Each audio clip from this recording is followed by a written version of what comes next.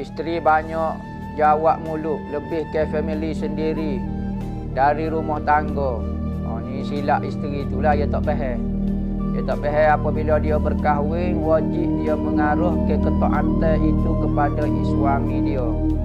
Maka bukan dia tidak hormat keluarga dia, bukan dia tidak sayang, tapi mesti dilebihkan ketaatan itu kepada suami. Kerana kalau dia mencari kebaikan, keredaan ibu ayah, tetapi suami dia larang, suami dia tak reda, maka masuk neraka isteri. Tapi kalau dia cari keredaan suami, tapi mak ayah dia marah, betul dah lah. Maka tak ada hak mak ayah tu nak marah seorang anak mencari reda suami dia. Kesilapan mak bapak tu. Sebab tu nikah ni kita kena beri penerangan.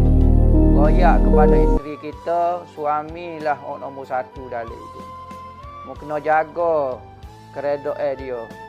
Nabi kata siapa dia yang mati suami tu reda, maka boleh masuk syurga. Kalau suami tak reda, semaya kita tak boleh pahala, puasa kita tak boleh pahala, ibadat sedekah kita tak boleh pahala, ngaji kita tak boleh pahala, tutup aurat kita tak boleh pahala belaka. Kerana apa? Kerana suami kita itu marah kita. Pas lagi isteri rasa wak kerja rumah tu macam bibi. Ni jauh berlakon. Bapa lagu tu kerana ada dia nikah tu dalam keadaan dia tak faham.